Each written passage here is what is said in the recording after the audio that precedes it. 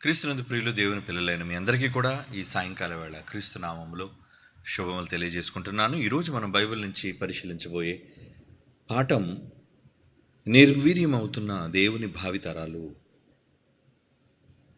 నిర్వీర్యమవుతున్న దేవుని భావితరాలు.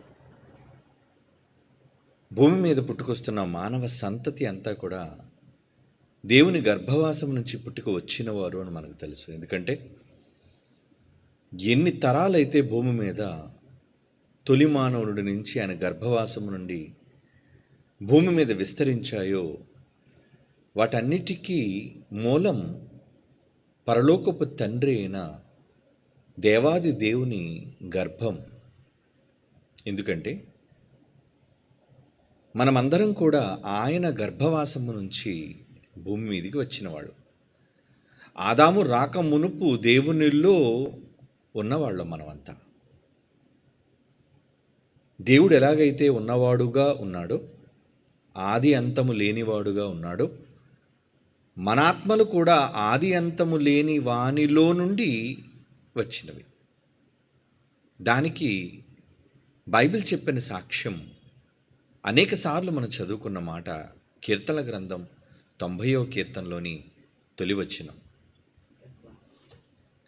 90వ కీర్తనలోని మొదటి వచనాన్ని మనం చూడగలిగితే, ప్రభువా తరతరముల నుండి మాకు నివాస స్థలము నీవే అంటున్నాడు. చూడండి, తరతరముల నుండి భూమి మీద ఉన్న మనుష్యులుగా మనందరికీ నివాస స్థలం అంటే దేవునినే నివాస స్థలంగా చేసుకొని జీవించిన వాళ్ళం, ఆయనలో ఉన్నవాళ్ళం, ఆయన నుండి వచ్చిన వాళ్ళం. అది ఆ మాటకు అర్థం.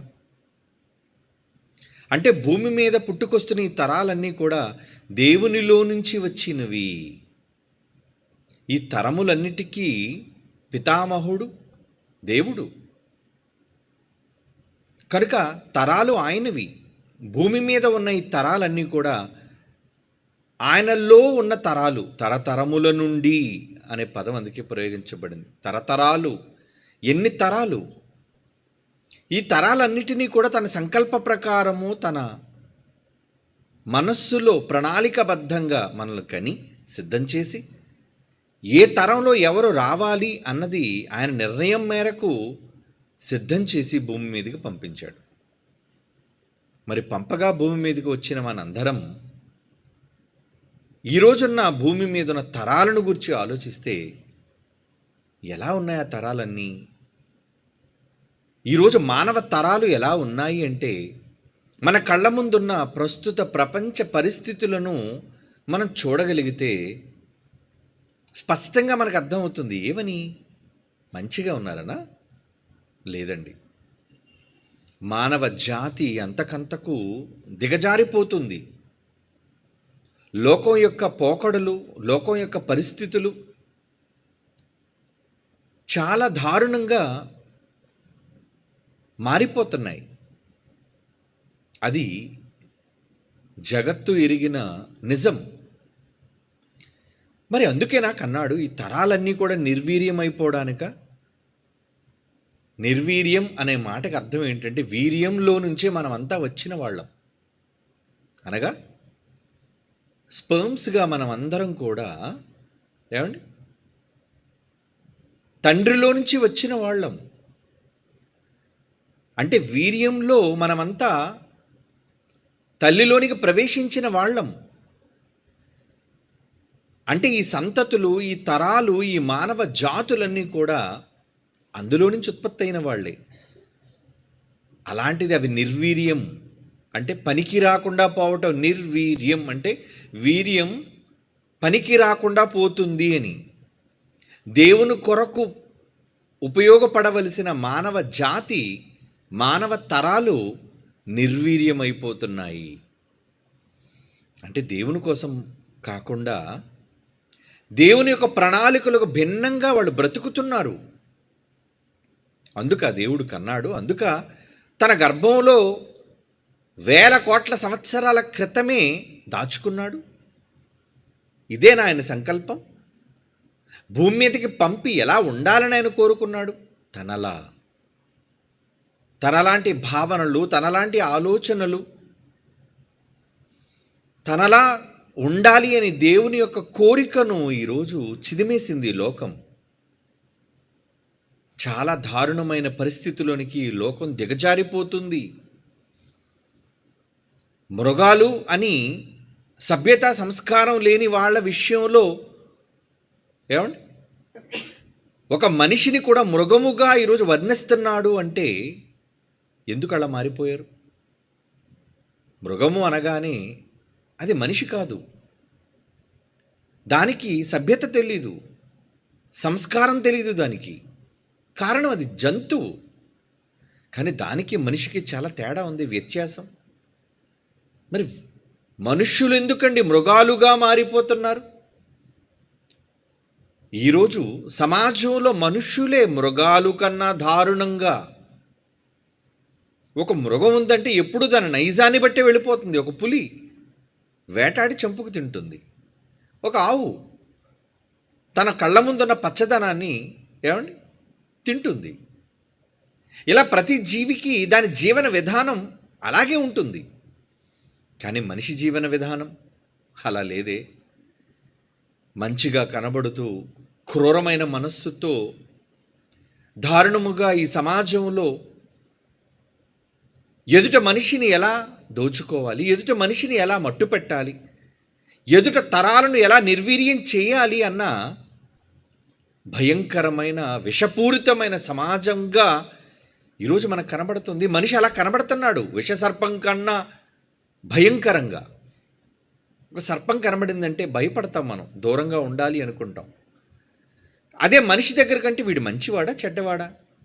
మంచిగా కనబడుతూ నటిస్తూ తనపై ఏమండి ఎటువంటి అనుమానము రాకుండా చివరకు విషాన్ని కక్కే భయంకరమైన జుగుప్సాకరమైన జీవితాలను ఈరోజు మనుష్యులు కలిగి ఉన్నారు.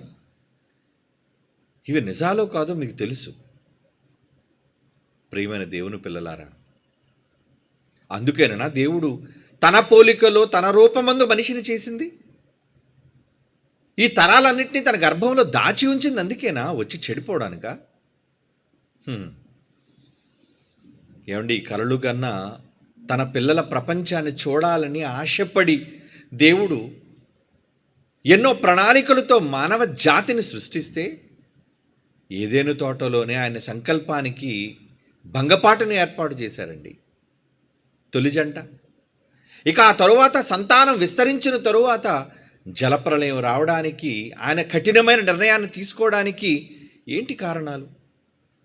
భూమి మీద ఉన్న తరాలన్నీ కూడా చెడిపోయాయి గనుక, ఆ తరము వారి వల్ల దేవుడు విసిగిపోయాడు గనుక, విసిగిపోయాను అంటాడు చూడండి. ఈ తరము వారి వల్ల నేను విసిగిపోయానయ్యా నోవహు.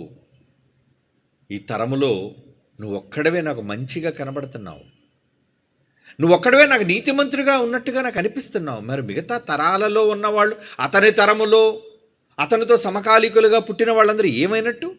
ఏమండి, ఆదికాండం 6వ అధ్యాయం 9వ వచనం అండి.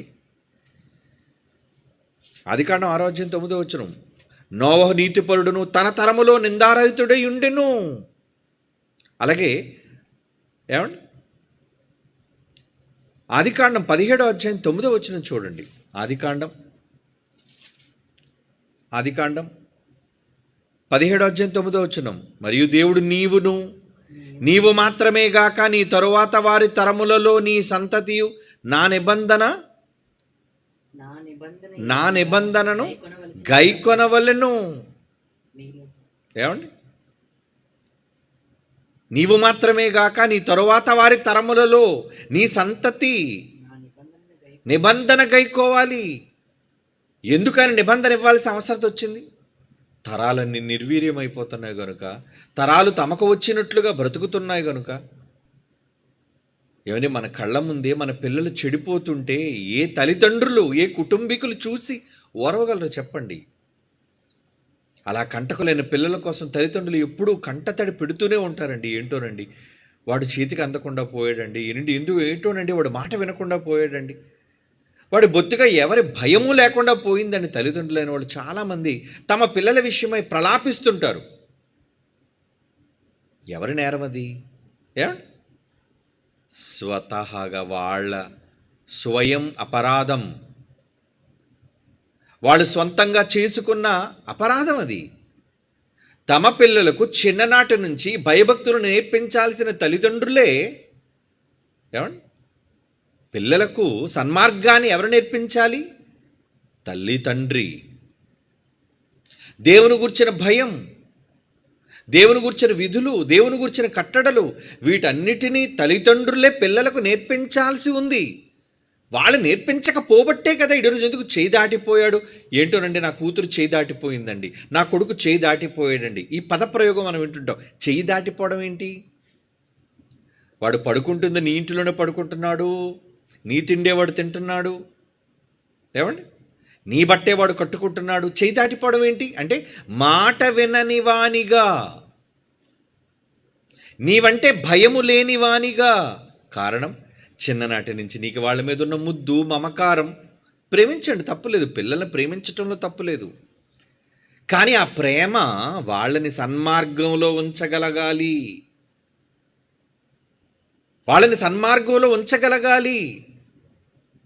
అతిగా ప్రేమ, అతిగా వాళ్ళని ప్రేమించటం వలన ఏమవుతున్నారు వాళ్ళు చేయి దాటిపోతున్నారు. నీ మాట వినని వాళ్ళుగా వాళ్ళు జీవిస్తున్నారు. అందుకే సభ్య సమాజం ఎలా మారిపోయిందండి? దేవుని యందు భయభక్తులు ఉన్నాయా? లేదు. కనుక దేవుడు అంటున్నాడు, ఏమంటున్నాడు? ఇందాక మనం చదువుకున్న ఆదికాండం 17:9 నీవు మాత్రమే గాక నీ తరువాత వారి తరములలో నీ సంతతియు నా నిబంధనను గైకొనవలను. మీ పిల్లలకి చెప్పండి, నా మాటలు గైకోవాలి, నా భయభక్తుల్లో వాళ్ళు ఉండాలి. ఏమండి, ఈరోజు సమాజంలోని ఎంతమంది తల్లిదండ్రులు పిల్లలు దేవుని మాటలకు లోబడి భయపడే వాళ్ళుగా ఉన్నారు చెప్పండి? తల్లిదండ్రుల మాట వినేవాళ్ళుగా ఉన్నారు, విన్నట్టుగా కనబడతారు, నటిస్తారంతే. వాళ్ళ అతి ప్రవర్తన చూస్తే మనం ఏమనుకుంటాం అంటే, అబ్బా నా కుమారుడు చాలా మంచివాడండి, నా కుమార్తె చాలా మంచిదండి, నా మాట కాదనదండి అనుకుంటూ ఉంటారు. కానీ వాళ్ళు చేయి దాటిపోతూ ఉంటారు. కారణం, వాళ్ళకి చిన్ననాటి నుంచి నువ్వేం నేర్పించలేదు. నా నిబంధన, నా వాక్యాలు, నా మాటలలోని భయాన్ని పెట్టాలి. మరి పెడుతున్నారా? ఎక్కడ పెడుతున్నారండి? ప్రకటనలు ఎక్కడున్నాయండి? నేర్పించడాలు ఎక్కడున్నాయండి? యోవేలు గ్రంథం 1:3 చూడండి, ఏమంటున్నాడు? యోవేలు గ్రంథం 1:3 ఈ సంగతి మీ బిడ్డలకు తెలియజేయుడి. దేవుడు అంటున్నాడు, ఈ సంగతి మీ బిడ్డలకు, మీరు కన్న మీ పిల్లలకు తెలియజేయండి. వారు తమ బిడ్డలకు, ఆ బిడ్డలు రాబో తరము వారికి తెలియజేయుదురు. ఇలా ఒక తరం, భూమి మీద ఉన్న ఈ తరానికి మనం చెబితే ఆ తరం రాబోయే తరానికి చెబుతుందట. ఏమండి, ముందు బ్రతుకున్నప్పుడు మన తరము వాళ్ళకి, మన గర్భాన పుట్టిన వాళ్ళకి మనం నేర్పించగలిగితే, మన కళ్ళ ముందున్న సమాజానికి మనం నేర్పించగలిగితే, నేర్చుకున్న వాళ్ళు వాళ్ళ తర్వాత వచ్చే తరానికి, వాళ్ళ కళ్ళ ముందున్న ప్రపంచానికి, లోకానికి వాళ్ళు చెబుతారు అంటున్నాడు. చూడండి, దేవుడు ఎందుకు చెప్పాలి ఈ జాగ్రత్త అంటే, మీరు నేర్పించకపోతే దేవుని భయం రాదు. మనము మన తరము వారికి నేర్పించకపోతే దేవుని భయం వాళ్ళకి రాదు. అంటే ఇప్పుడు ఎవరి లోపం? తల్లిదండ్రుల లోపం. ప్రస్తుతం ఉన్న నేర్పించవలసిన సమాజానికి నేర్పించని వాళ్ళ లోపం. వాళ్ళదే కదా లోపం. నువ్వు చెప్పాలి నీ తరానికి, ఆ తర్వాత ఆ తరం వచ్చే తరానికి చెబుతారు. ఇది కదా దేవుడు ఏర్పాటు చేసిన సైకిల్ చైన్. ఇలా ఉండాలి అని చెప్పాడు. ఏమండి, కీర్తనల గ్రంథం 22వ కీర్తన 30వ చూడండి.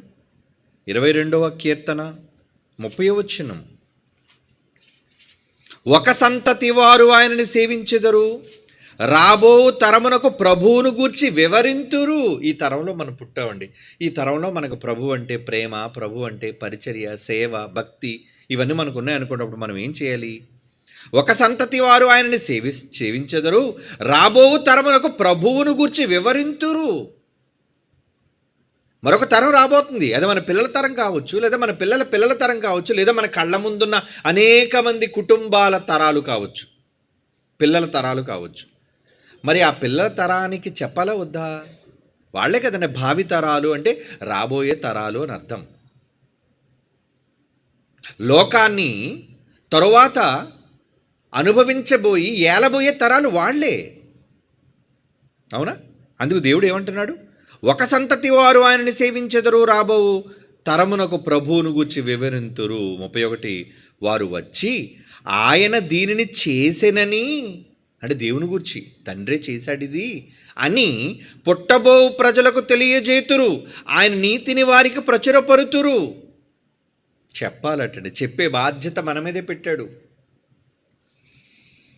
అందరి తల్లిదండ్రులు జ్ఞానవంతులైతే తమ పిల్లలకు చెప్పుకునేవాళ్ళండి. కానీ మరి అందరి యందు ఈ జ్ఞానం లేదు కదా. లేనప్పుడు వారి పిల్లలకు మనమైనా చెప్పాలి కదా. మన కళ్ళ ముందున్న సమాజానికైనా మనం చెప్పాలి కదా, నేర్పించాలి కదా. లోకం ఏమనుకుంటే అనుకోనివ్వండి. మా ఇష్టం, మా పిల్లలు మాకు నచ్చినట్లుగా వాళ్ళని పెంచుతాం. ఏమండి? మా ఇష్టం అండి, మా పిల్లలకు మేము నచ్చినట్లుగా పెంచుతామండి అలా అనుకుంటుంది. ఎందుకంటే మేం కన్నా వాళ్ళ మీద సర్వ హక్కులు మావి. నీకు హక్కు వచ్చిందే, ఇచ్చిందే దేవుడు వల్ల. అవునా? ఎవరిచ్చారు నీకు? నీ పిల్లలుగా నీ గర్భాన వాళ్ళు పుట్టడానికి కారణం దేవుడు. నీ గర్భాన వాళ్ళని పుట్టించాడు. నిజానికి నువ్వు, నీ పిల్లలు అందరూ ఎవరి తరం, ఎవరి సంతతి? దేవుని సంతతి. మరి దేవుని పిల్లలుగా భూమి మీద ఉన్న మనుషులందరూ ఉన్నప్పుడు వాళ్ళందరికీ చెప్పే బాధ్యత అందరికీ అప్పగించాడు కదా. అంటే నీ పిల్లలకు మేము చెప్పకూడదా? ఈ తరాలకు మనం చెప్పకూడదా? చెప్పాలి. ముందు కన్న తల్లిదండ్రులు అయితే ముందు మీరు పిల్లలకి చెప్పండి. లేదంటే నేర్చుకొని మీరు మిగతా తరాల వాళ్ళకి చెప్పండి, పుట్టబోయే వాళ్ళకని చెప్పండి. అప్పుడు దేవుని గురించిన భయము, దేవుని గురించిన జ్ఞానము, దేవుని గురించిన ఆసక్తి పిల్లల మనస్సుల్లో రాబోయే తరాల్లో చోటు చేసుకుంటుంది. లేదంటే తరాలు మారిపోతున్నాయి. ఎలా మారిపోతున్నాయండి తరాలన్నీ కూడా? అడ్వాన్స్డ్ అయిపోతున్నాయండి తరాలన్నీ కూడా. ఒకప్పుడు ఒక ఎక్స్ప్రెషన్, ఏమండి, ఒక పాటలో కావచ్చు, ఒక ముఖ కవళికల్లో కావచ్చు, ఒక భంగిమలో కావచ్చు, పెద్దలైన వాళ్ళు ఎక్స్ప్రెషన్స్ ఇచ్చేవారు. నాటకాలు ఆడేవాళ్ళు కావచ్చు, ఏమండి, స్కిట్లు వేసేవాళ్ళు కావచ్చు, తెర మీద నటించేవాళ్ళు కావచ్చు, నటీనటులు. వాళ్ళు తమ మనస్సులో వాళ్ళు ఉన్న విషయాలను తమ ముఖాలలో వాళ్ళు వ్యక్తపరిచేవారు. కానీ ఈరోజు పిల్లలు, పెద్దలు ఏ విధంగా అయితే భావాలను వాళ్ళు ముఖ కవళికల్లో వాళ్ళు చూపిస్తున్నారో అలాంటి భావనలు చిన్ననాడే ప్రపంచం తెలియని దశలోనే వాళ్ళు చూపించేస్తున్నారు. అది మీకు తెలుసు. ఎందుకంటే సోషల్ మీడియాలో మన కళ్ళ ముందున్న ఎన్నో దారుణమైన విషయాలను మనం చూస్తుంటే ఏంటి లోకం ఏంటి ఇంత ఫాస్ట్గా ఉందేంటి? చిన్నపిల్లలు వాళ్ళు వేసే స్టెప్స్ చూడండి, చిన్నపిల్లలు వాళ్ళు మాట్లాడే మాటల విధానం చూడండి. ఏమండి? అంటే చిన్న వయస్సులోనే వాళ్ళు చాలా నేర్చేసుకుంటున్నారు. ఏమండి? రీల్స్ కూడా చేసేస్తున్నారండి. రీల్స్ అంటే ఈరోజు ట్రెండ్కి అనుగుణంగా. అసలు మా చిన్నప్పుడు సినిమా రీల్ అంటే తెలుసు, కానీ అసలు ఈ రీల్ అంటే తెలియవండి. రీల్ అంటే ఓ సినిమాలో ఉన్న రీల్ అన్నమాట అనుకోండి. కానీ ఇప్పుడు అలా కాదు. సోషల్ మీడియాలో వచ్చే రీల్స్ ప్రతిదానికి ఒక ఎక్స్ప్రెషన్, ప్రతిదానికి ఏమండి, వీళ్ళు బాధతో ఉంటే బాధతో సంబంధమైన ఒక ఎక్స్ప్రెషన్, సంతోషంగా ఉంటే సంతోషానికి సంబంధించిన ఒక ఎక్స్ప్రెషన్ వాళ్ళ ముఖాలలో చూపించటం.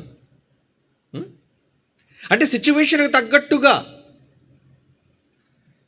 చిన్నపిల్లలు కూడా, పోనీ పెద్దవాళ్ళు మేజర్లు అయిన వాళ్ళు చూపించారంటే అర్థం ఉందండి. చిన్నపిల్లలు కూడా వాళ్ళ నటనలో, వాళ్ళ మాటలలో, వాళ్ళ హావభావాలలో వాళ్ళు ఏంటి ఎంతగా అడ్వాన్స్ అయిపోయారు ఏంటి అంటే దానికి ఒక పేరు పెట్టారండి, జనరేషన్ ఎక్సెట్ అండి,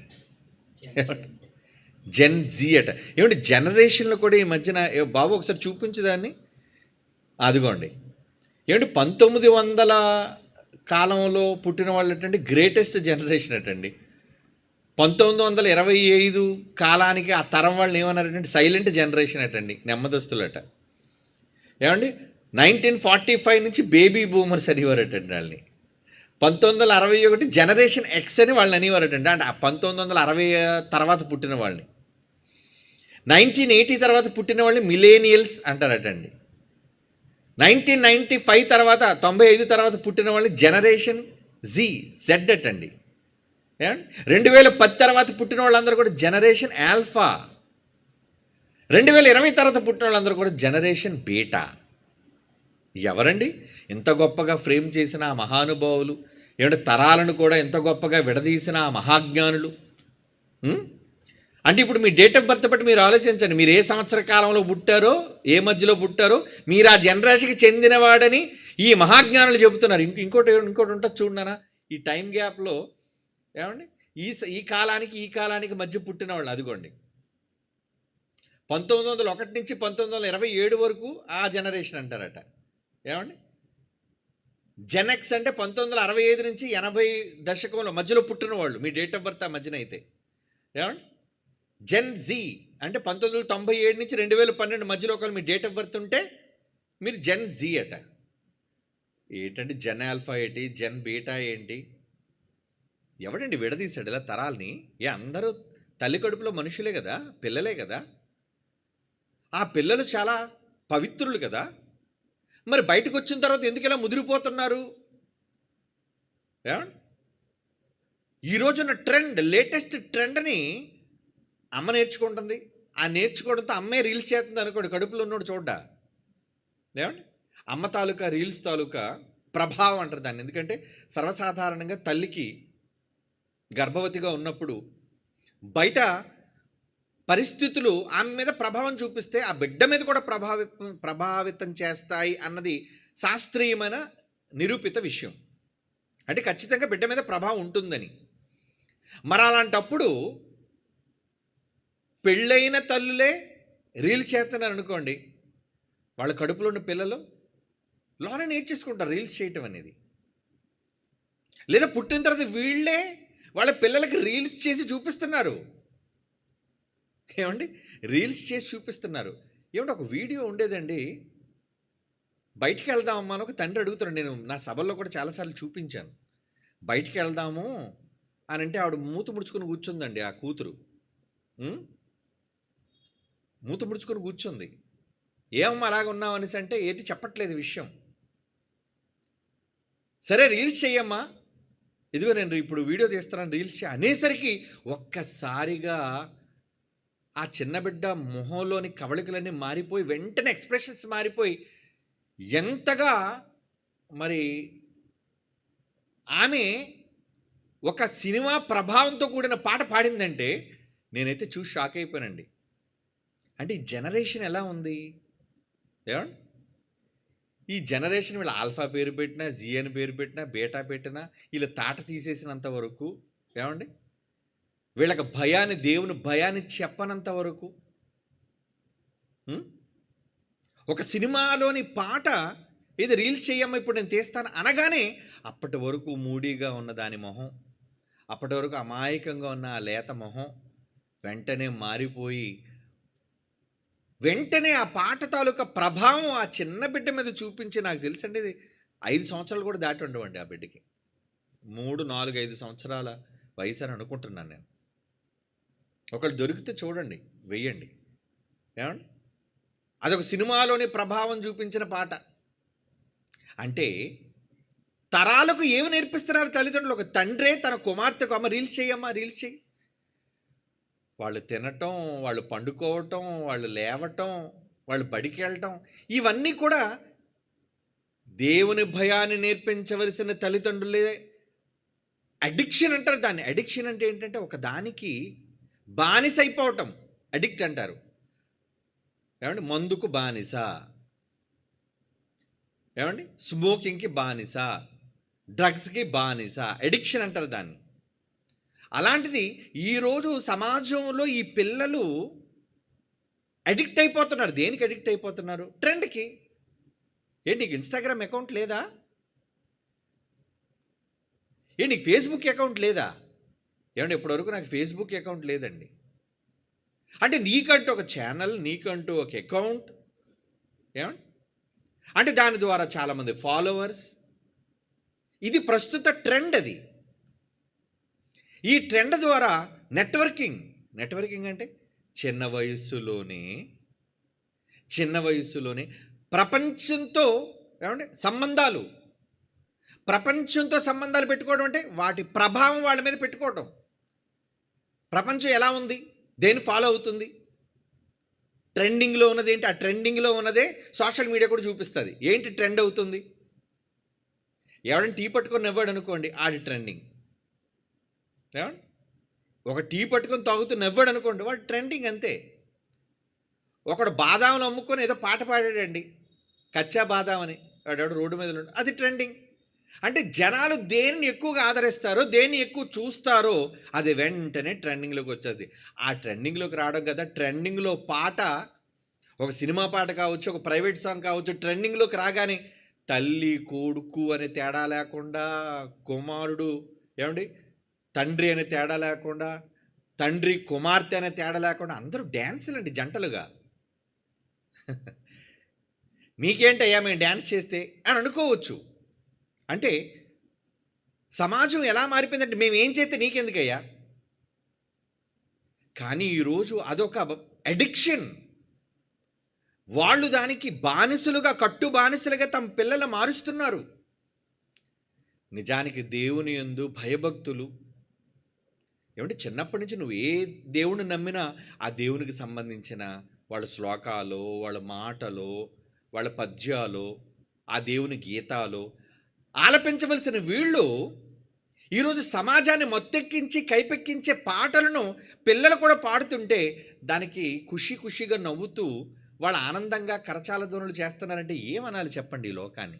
అంటే నీ పిల్లని ఎన్ని రకాల కళ్ళు చూస్తున్నాయో, నీ భార్యని కావచ్చు, నీ కుమార్తెని కావచ్చు, ఎంతమంది తదేకంగా ఎన్ని రకాలుగా చూస్తున్నారో, ఎన్ని భావనలు వాళ్ళ మనసులో కలుగుతున్నాయో. సమాజం బాగుపడదండి. ఈ మధ్యన వచ్చిన వివాదాలు చూడండి, చీరల కోసం వివాదాలు, బట్టల కోసం వివాదాలు. మేమేం చేస్తే నీకేంటయ్యా, మేము ఎలా ఉంటే నీకేంటయ్యా అంటే మీకు అనవసరం, మాకు నచ్చినట్లుగా ఉంటాం. మనిషి ఏ స్థాయికి వెళ్ళిపోయాడంటే మాకు నియమావళి అక్కర్లేదు, మాకు నియంత్రణ అనేది ఉండకూడదు. నియంత్రణ ఉండకూడదా అంటే విచ్చలవిడితనం కావాలా? నీకు నచ్చింది నువ్వు చేసుకుంటూ పోతానంటావా? సభ్య సమాజంతో నీకేం పని లేదంటావా? దేవుడు సమాజంలో మనల్ని కలిగించాడు. ఆ సమాజంలో దేవుడు చెప్పిన మాటల్లో భయభక్తుల్లో బ్రతకాలి, జీవించాలి అని చెప్పాడు. ఇదే నీ పిల్లలకు, వాళ్ళ పిల్లలకు నేర్పించు అని చెప్పాడు. లేదంటే తరాలు పాడైపోతాయి అని చెప్పాడు. ఎప్పుడండి ఇది? క్రీస్తు పూర్వం 1000 సంవత్సరాల క్రితం బైబిల్లో వ్రాయించిన మాట. మరి సమాజం బాగుపడుతుందా విని? నన్ను చెప్పమంటారు భవిష్యత్తు? అసలు సమాజం భవిష్యత్తులో బాగుపడదు. ఎవరినైనా కొందరిని, మన వాళ్ళని, మన కుటుంబాలనైనా కాపాడుకునే ప్రయత్నం తప్ప ఈ సమాజాన్ని మనం ఏదో రక్షించేయగలం అనుకుంటే 2000 సంవత్సరాల క్రితం యేసుక్రీస్తు వచ్చి సమాజాన్ని అంతటినీ కాపాడేశాడా? కాపాడేస్తే ఇది లోకం ఎందుకు ఇలా తగలబడింది చెప్పండి? ఈ లోకం ఎందుకు ఇంత దారుణంగా ఉంది? చివరికి ఆయననే, మంచి చెప్పిన ఆయన్నే చంపేసింది. అది ఈ లోకం ట్రెండ్. కానీ కొందరిని కాపాడాడుగా, మంచి వాళ్ళని రక్షించాడుగా, తన మాటలు విన్నవాళ్ళని, అది కూడా ఆయన చెప్పకపోతే, అది కూడా ఆయన ప్రకటించకపోతే మొత్తం సర్వనాశనం, దేవునికి ఏ ఒక్కరూ మిగలరు. కనుక కొందరినైనా మిగల్చాలి అన్న భావనతో ఆ రోజు యేసు లోకానికి వచ్చాడు. ఈరోజు మనము ప్రకటిస్తున్నాం. లోకాన్నంతటిని మార్చేస్తామని కాదు, మనం మార్చలేము. ఈ ప్రపంచ మానవాళిని మనం మార్చలేము. ఎందుకంటే యేసు ప్రభువు ఒక భవిష్యత్తు చెప్పాడు. ఈ మాట నోట్ చేసుకోండి. మనం ఏదో సభలు పెట్టడం వల్ల, మనం ఏదో జ్ఞానాన్ని ప్రకటించడం వల్ల ప్రపంచాన్ని మార్చేయగలం మార్చలేము. ఎందుకంటే ప్రపంచం అంతా చెడు మార్గాన్ని వెళ్ళిపోతుంది. ప్రపంచంలో ఏం జరుగుతుందో భవిష్యత్తు ఆయన చెబుతూ, ఏం జరుగుతుందయ్యా నీ రాకడ ముందు అని తన శిష్యులు అడిగినప్పుడు ఆయన చాలా సూచనలు చెప్పి మత్తయి సువార్తలో ఒక్కటే మాట చెప్పాడండి. ఏంటి ఆ మాట చెప్పాడు తెలుసా ఆయన? చూడండి, మత్తయి సువార్తలో 24వ అధ్యాయం 12వ వచనం. మత్తయి సువార్త 24వ అధ్యాయం 12వ వచనం. అక్రమము విస్తరించుట వలన అనేకుల ప్రేమ చల్లారును. అక్రమం అంటే భవిష్యత్తు, ఫ్యూచర్ 2000 సంవత్సరాల క్రితమే ఈ ప్రపంచ భవిష్యత్తు చెప్పాడు ఆయన. ఏం చెప్పాడు? సరే, భూకంపాల కోసం, యుద్ధాల కోసం ఇవన్నీ చెప్పాడు. అదంతా ఒక ఎత్తు అయితే, మానవాళి కోసం ఆయన చెప్పిన భవిష్యత్తు ఏంటంటే ఏం చెప్తున్నాడండి? అక్రమము విస్తరించుట చేత. క్రమం ఉండదు ఈ లోకానికి, క్రమం ఉండదండి. ఏమండి, మనం క్రమమైన సమాజంలో ఉన్నాం కాబట్టి అమ్మ నువ్వు క్రమంగా ఈ విధమైన కట్టుబడితో ఉన్నట్టు మేము ఉండం. క్రమమైన సమాజంలో ఉన్నాం కాబట్టి నీ భాష క్రమంగా ఉండాలని మేము వినాం. ఏమండి, ఒకప్పుడు సినిమాలో భాష ఎలా ఉండేదండి? సభ్యత, సంస్కారం, చివరిగా గ్రాంధికం కూడా మాట్లాడేవారండి. గ్రాంధికం. ఇప్పుడేంటండి, ఒక్కొక్క ప్రాంతానికి ఒక్కొక్క యాస, ఆ ప్రాంతంలో ఉన్న భాష, ఆ భాషలో ఉన్న దారుణమైన ఏంటి బూతులు. ఈ మధ్యన ఎవడో ఒక సినిమా పాట పాడుతూ పచ్చి బూతు పాట పాడాడటండి వాడు. దానికి సంబంధించి మొత్తం ఇప్పుడు సోషల్ మీడియా అంతా ఏంటంటే ట్రెండింగ్. ఏమని? ఒరే ఏంట్రా ప్రజల మధ్య నువ్వు పాడే పాట ఏంటి? ఇంతగా పాట రాసింది ఎవడు? ఆ పాట కట్టింది ఎవడు? ఆ పాట వాడిని పాడమని చెప్పింది ఎవరు? అలా చెప్పినప్పుడు కన్న తండ్రిగా నువ్వేం చెప్పాలి? ఒరే దరిద్రుడా, ఈ పాట పాడడం ఏంట్రా నువ్వు? ఈ పాట నువ్వు ప్రాక్టీస్ చేస్తున్నావేంటి? ఆ పాటలో సభ్య సమాజానికి మంచి ఏమీ లేదు,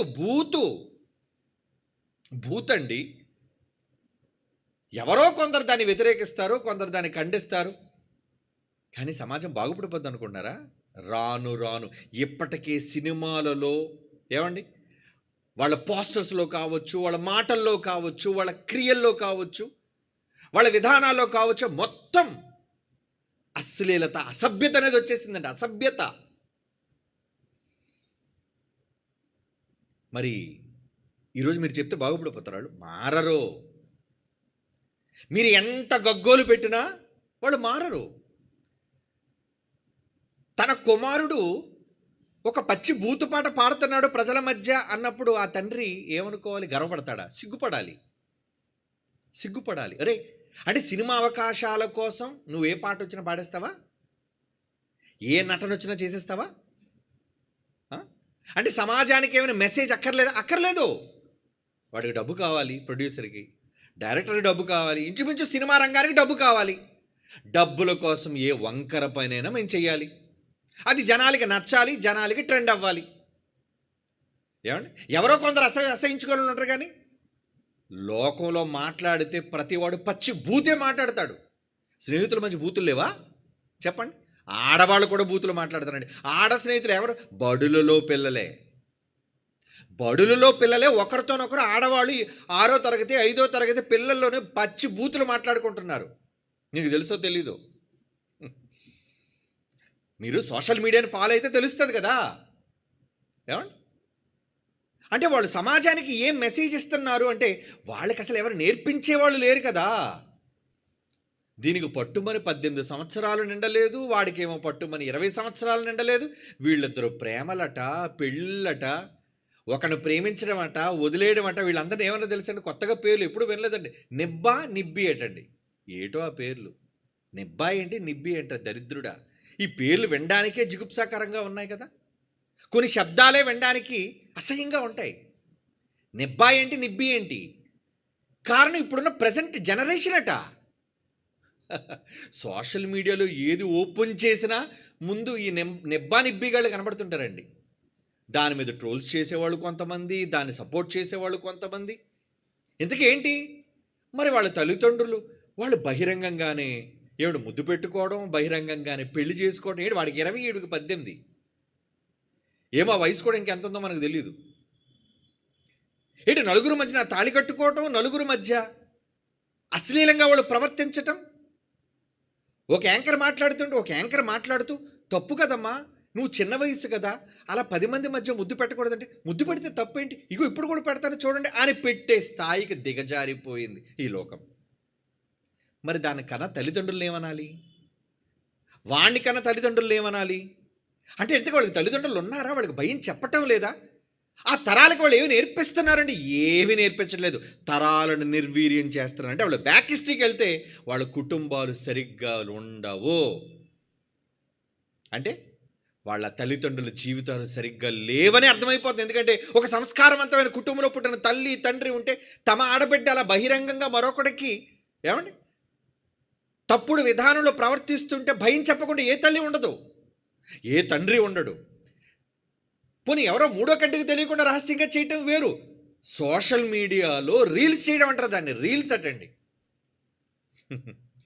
అంటే ప్రపంచంలో లక్షల మంది చూస్తున్నప్పుడు తల్లిదండ్రులు చూడరా? అయితే వాళ్ళ తల్లిదండ్రులు చచ్చైనా ఉండాలి, లేదా ఉండి ఏమండి అన్ని విధాలుగా జీవితంలో చచ్చిన వారైనా ఉండాలి, లేదా తమ పిల్లల్ని గాలికి వదిలేసిన వాళ్ళే ఉండాలి. అమ్మ నువ్వు ఎలా పోతావు పో, నీకు భయం చెప్పం మేము. ఇది ప్రస్తుత ట్రెండ్. ఈ జనరేషన్ అంటారు దాన్ని. దానికి జెన్ అని పేరు పెట్టినా, ఎక్స్ జెడ్ ఆల్ఫా బీటా, ఈ దరిద్రులు ఏ పేరు పెట్టినా దేవుని తరాలవన్నీ. నీ గర్భం పండడానికి దేవుడు కారణం, ఆ గర్భం నుంచి బిడ్డ బయటికి రావడానికి దేవుడు కారణం, నువ్వు బ్రతికొనడానికి ఇచ్చే గాలి కారణం, నువ్వు తినే తిండి దేవుడు దయ కారణం. ఇవన్నీ దేవుని వలన అనుభవిస్తూ ఈ తరాలన్నీ నిర్వీర్యమైపోతున్నాయి. దేవుని తరాలు ఇవన్నీ. ఆయన కొరకు చేసుకున్నాడు ఈ తరాలన్నీ. ఆ రోజు నుంచి చెబుతున్నాడు ఈ తరాలకు నేర్పించండి, నేర్పించండి, నేర్పించండి. ఏమి నేర్పిస్తున్నారు? ఏమండి ఏమి నేర్పిస్తున్నారు? చెడు. మనం మంచి చెబితే నువ్వెవడరా చెప్పడానికి? మాకు భారత రాజ్యాంగం స్వేచ్ఛ ఇచ్చింది. స్వేచ్ఛ ఇచ్చిందని బట్టలు లేకుండా తిరగడానికా? ఏమండి నువ్వు జంతువువా? కుక్కకైతే తనకి చిన్నప్పటి నుంచి బట్టలు ఉండవు కాబట్టి అది అలాగే తిరుగుతుంది. మరి నీకంటూ ఒక సిగ్గు తగలబడింది కదా, నీకంటూ బట్టలు తగలడ్డాయి కదా, అవునా? నీకంటూ సిగ్గు కప్పుకోవాలి అనే ఒక సంస్కారం ఏడ్చింది కదా. మరి ఇవేమి వద్దా? అక్కర్లేదు. పెళ్ళైన వివాహితులు అలా మాట్లాడుతుంటే, పెళ్ళైన వాళ్ళు పిల్లల కన్నవారు ఏమిటి వాళ్ళ తల్లిదండ్రులు ఆ విధంగా అసభ్యకరంగా వాళ్ళు చేస్తున్నప్పుడు ఎదిగే పిల్లలు చూసి ఏమి నేర్చుకుంటారు తల్లిదండ్రుల్ని?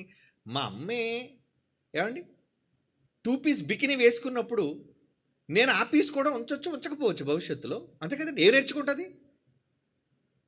దాని గర్భాన ఒకవేళ ఆడపిల్లే పుడితే ఏమండి ఆ చిన్న ముక్కలనైనా నేను భవిష్యత్తులో ఉంచవచ్చు, తీసేయచ్చు.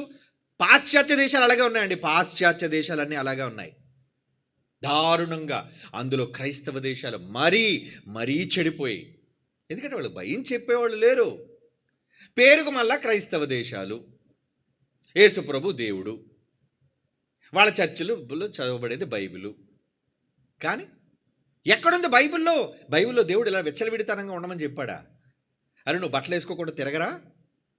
నీకు నచ్చినట్లుగా జీవించరా? నీకు నలుగురు మధ్య వచ్చినప్పుడు సభ్యత సంస్కారం నీకు అక్కర్లేదురా? దేవుడే వాళ్ళకు సిగ్గు కలిగిన తర్వాత దేవుడు ఏం చేశారండి? ఏదేను తోటలో ప్రారంభంలో మానవ జాతి తప్పు చేసి తమ సిగ్గు, దశముల సిగ్గు తెలుసుకున్నప్పుడు వాళ్ళకి చర్మపు చొక్కాయలను కుట్టించి వాళ్ళు ఒళ్ళు కప్పాడు దేవుడు. కప్పుకోండ్రా అని ఆ రోజే నేర్పించాడు. ఒళ్ళు కప్పుకోండి. ఆడది మాత్రమే కప్పుకోవడం కాదు, పురుషుడిగా నువ్వు కప్పుకోరా. ఏమంటే చాలామంది హీరోలు అంటే వాడు ఒంటిపై చొక్కా ఉండవండి అడిగి. ఏమంటే ఆడు బేర్ బాడీ చూపించాలి. అలాంటి ఫేమస్ అయిన హీరోలు కూడా ఉన్నారు. అంటే దాన్ని చూచి సొంగు కార్చుకునే ఆడ జాతి, ఏమండి ఆడవాళ్ళు బట్టలు లేకుండా తిరిగితే దాన్ని చూచి సొంగు కార్చుకునే మగజాతి ఉన్నారు. అలాంటి వాళ్ళు సమాజంలో పెరిగిపోతున్నారు. ఈ అశ్లీలమైన సినిమాలు, ఏమండి ఈ సభ్యత లేని సోషల్ మీడియాలోని ట్రెండింగ్ సాంగ్స్, రీల్స్, విచ్చలవిడితనం. ఇస్తున్నారా మీ పిల్లలకు మొబైల్స్? ఇవ్వండి, బాగా చెడిపోతారు. ఇవ్వండి. మీ కళ్ళు కప్పని చెడిపోతారు వాళ్ళు. ఎందుకంటే ప్రపంచం అంతా కళ్ళ ముందు ఉంది. ఇది ఏ డ్రెస్ వేసింది? నీ భయంతో డ్రెస్ వేయడానికి ఇష్టం లేక భయపడినా మా అమ్మ నాన్న కూడా ఒప్పుకుంటే బాగుంది, ఇలా డ్రెస్ వేసుకుని తిరిగేదాన్ని అని అనుకుంటుంది. నీ కూతురు, నీ కొడుకు. మరి ఫోన్లు పట్టుకొని ఏం చేస్తాను నువ్వు చూస్తావా? మా వాడు చాలా పెద్దోడు అయిపోయాడండి. ఎందుకంటే దేవుని జ్ఞానం నేర్చుకున్నారు. ఏనంటే వీళ్ళేం చెప్తారు? నేను నా నోట్స్ రాసుకోవడానికి నేను ఫోన్ ఉపయోగించుకుంటున్నాను. ఎందుకంటే మా టీచర్ గూగుల్లో చూసి సెర్చ్ చేసి చేయమని చెప్పింది. ఇదొక వంక కదండి. అప్పుడు నువ్వేమనుకుంటా, ఆహా నా కొడుకు ఎంత ఎదిగిపోతున్నాడు, నా కూతురు ఎంత జ్ఞానవంతురాలు అయిపోతుంది, తీసుకో అమ్మా ఫోన్ తీసుకో. కానీ ఆ తర్వాత అది చూసే రీల్సు, అది పెట్టే పోస్టులు మీకు తెలియవు, మీకు నిజంగా తెలియవు. ఎందుకంటే నిజంగా మీ జనరేషన్ వెనకబడే ఉందండి. ఆ దౌర్భాగ్యాలు చెప్పినట్లుగా ఈ రోజున్న జనరేషన్, ఈ రోజున్న వాళ్ళ తెలివితేటలు మన ముందటి వాళ్ళు కళ్ళు ఎలా కప్పేయాలనే తెలివితేటలు వాళ్ళ దగ్గర ఉన్నాయి.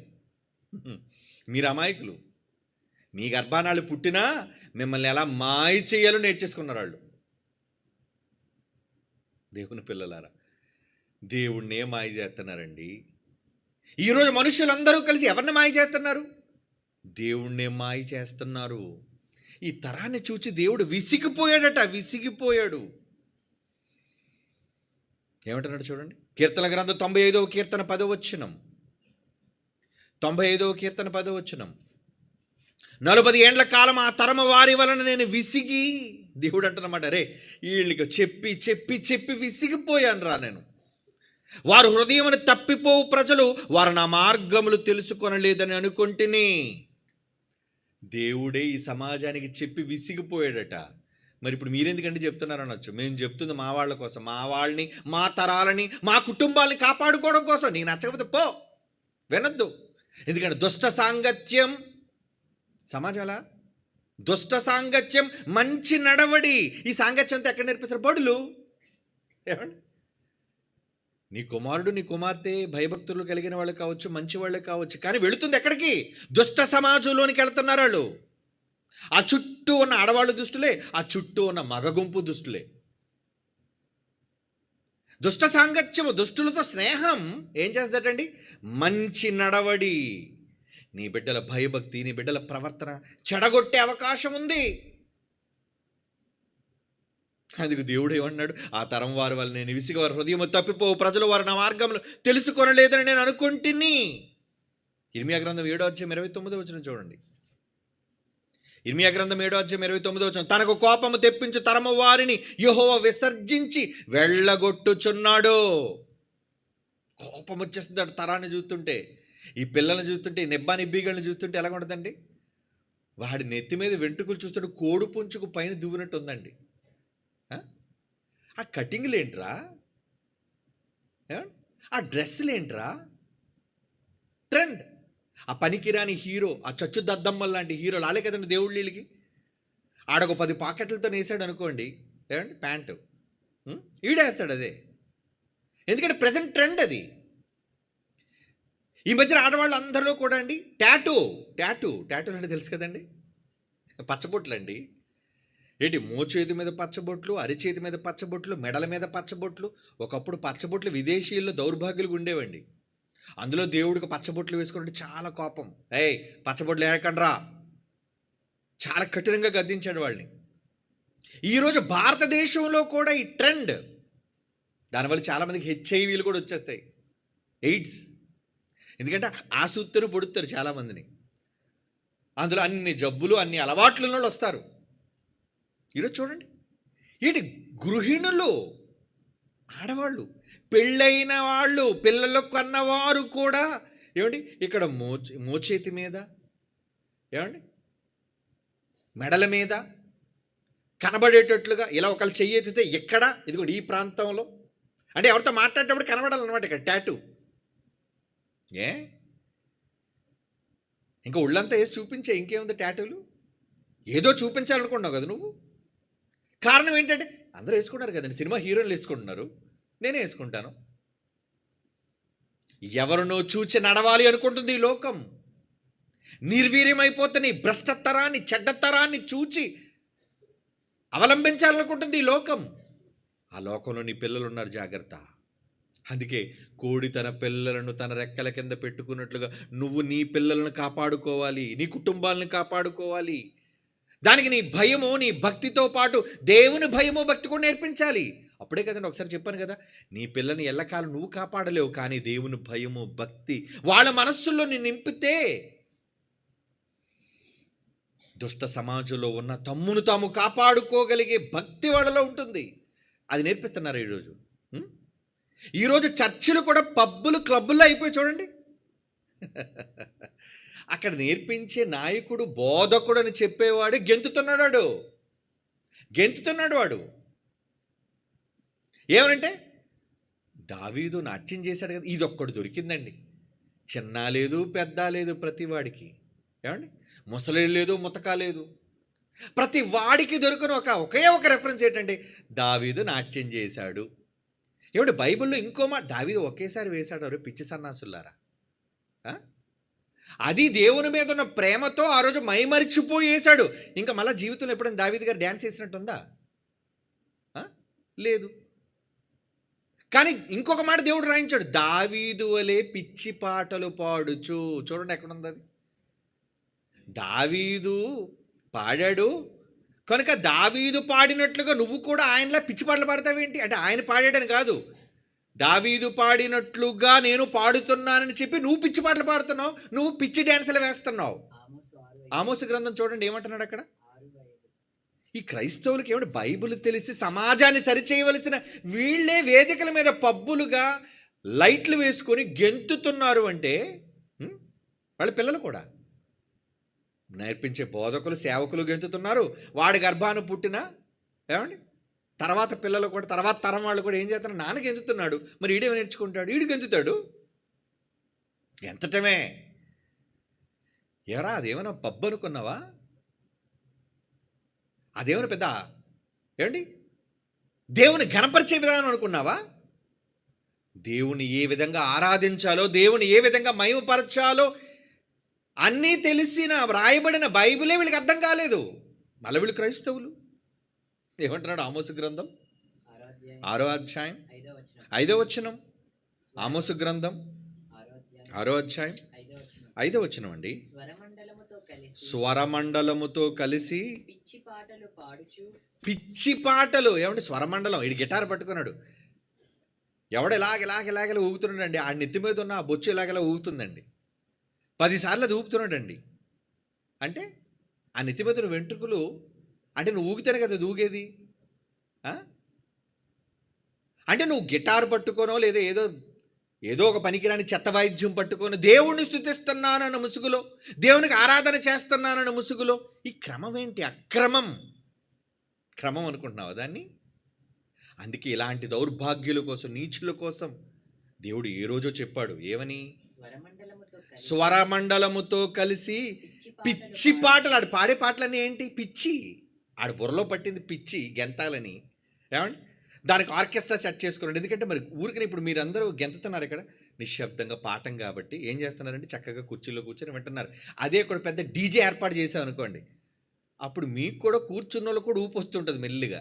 ఏమండి, ముందు కాలు ఊపుతారు, తర్వాత చెయ్యి ఊపుతారు, మీతో పాటు ఎవడైనా 2-3 లేచారనుకోండి, ఇక మీరు కూడా అంతేనండి, డ్యాన్స్ బేబీ డ్యాన్స్ వేస్తారు మీరు కూడా డ్యాన్స్. ఎందుకంటే మీ చుట్టూ ఉన్న వాతావరణం అలాంటిది. ఎందుకంటే ఆడేస్తున్నాడండి, నేను వేయకపోతే ఎందుకు, ఆడు రుమాలు తిప్పుతున్నాడు నేను తిప్పకపోతే ఎందుకు,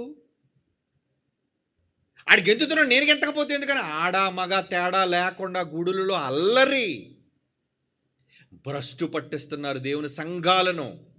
వీళ్ళు హెచ్చరించేవాళ్ళు లేడు, చెప్పినా మారిపోతారు అనుకున్నారా? మారరు. అది కూడా చెప్తున్న భవిష్యత్తు వీళ్ళు మారరు. ఎందుకంటే అక్రమము విస్తరించుట చేత ప్రేమ చల్లారిపోతుంది. సంఘాల్లోనే ప్రేమ చల్లారిపోతుంది. సంఘాల్లోనే ప్రేమ అంటే వాక్యం, ప్రేమ, దేవుని మాటలు. ప్రేమ చల్లారిపోయిందంటే వాక్యం ఇక చల్లారిపోయింది. ఇంకెవరు చెప్పినా వాళ్ళు వినరు, మారరాళ్ళు. కనుక నీ వాళ్ళు కూడా పబ్కి వెళ్ళకుండా చూసుకో. నువ్వు కూడా నీ సంఘాల్లో డీజే బాక్సులు పెట్టి డ్యాన్సులు వేయకుండా చూసుకో.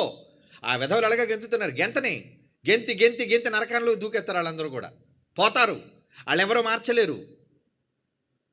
ఏమంటున్నాడండి? స్వరమండలముతో కలిసి పిచ్చి పాటలు పాడుచు దావీదు వలె వాయించు వాద్యములను కల్పించుకొందురు. దావీదు వాయించాడు వాద్యములు. మళ్ళీ ఎవరి పేరు చెప్పుకున్నారటండి? దావీదు వలె వాయించుచు. ఏమనంటే ఎందుకని అలా పిచ్చిపడి ఇలాగ వాళ్ళు ఊక్కొని ఎందుకు వాయిస్తారంటే దావీదు వాయించాడు కదండి ఆ రోజు. అంటే దావీదు అలా వాయించాడు, నువ్వు చూసావా? దావీదు నీలా పిచ్చి పిచ్చిగా గెంతాడా? దావీదు వలె వాయించుచు వాద్యములు కల్పించుకొందురు. అంటే దావీదు పేరు తీసుకొని కల్పించుకున్నారట. దావీదు ఒకడు దొరికాడు కదండి దేనికైనా. అంటే దావీదును ఆదర్శంగా తీసుకుంటావంటే దావీదు చాలా చేశాడు, ఆయనలో చేస్తావని నువ్వు. అందుకే జైశాలి గారు ఏమైనా సవాలు విసిరారు, రే క్రొత్త నిబంధనలో యేసు వచ్చిన తర్వాత అపోస్తులు కానీ శిష్యులు కానీ యేసుప్రభు కానీ ఎక్కడైనా గెంతినట్లుగా రెఫరెన్స్ చూపించండి రా మీరు అన్నారు. ఎందుకంటే వీళ్ళకి ఎంతసేపు పాత నిబంధనే, సర్వసత్యమైన క్రొత్త నిబంధన వద్దు వీళ్ళకి. ఎందుకంటే కొత్త నిబంధనలు డ్యాన్సులు లేవుగా. కొత్త నిబంధనలు హెచ్చరికతో కూడిన పాటలు అన్నాడు కానీ ఏళ్ళ పిచ్చి పాటల. ఈ పిచ్చి సన్నాసులు పిచ్చి పిచ్చి పాటలు పాడి పిచ్చి రాతలు రాసి దానికి వాయిద్యాలను జోడించి దావీదు వల్ల మేము గెంతుతున్నాము, దావీదు వల్ల నాట్యం చేస్తున్నాం, దావీదు మైమరిచిపోయాడు మీరు కూడా మైమరిచిపోండ్రా అంటున్నారు. వాక్యాన్ని వక్రీకరించే దుర్మార్గులు వీళ్ళంతా, మర్చిపోకండి. దానికి కారణం దావీదుని తీసుకోండి, దావీదు వలే. ఎందుకు దావీదుని గురించి ఎందుకు చెప్పాడంటే ఆ రోజు కూడా దావీదుని చాలామందిలాగా ఆదర్శంగా తీసుకొని దావీదు చేసిన మంచి, దావీదు చూపించిన భక్తి, దావీదు దేవుని ఇష్టపడిన విధానం అది నువ్వు చూపించిన జీవితంలో. దావీదు గెంతాడు కనుక నేను గెంతుతాను, దావీదు నరికేశాడు కాబట్టి నేను నరికేస్తాను, అది కాదురా నువ్వు చూడవలసింది. దేనిని చూసి దేవుడు సంతోషపడ్డాడు దావీదు విషయంలో. అంతేగాని దావీదు వలె వాద్యములు కల్పించుకొని అందుకే వాడుకుంటావు దావీదుని. ఈరోజు ఈ దౌర్భాగ్యులైన వాళ్ళు కూడా అలాగే దావీదుని వాడుకుంటున్నారు. వద్దు, నిర్వీర్యం అయిపోతున్నాయి దేవుని తరాలు, భ్రష్టు పట్టేస్తున్నారు. సంఘాలలో దేవుని జ్ఞానం నేర్చుకుని ఎదగాల్సిన యూత్ ఏమైపోయారు వాళ్ళంతా.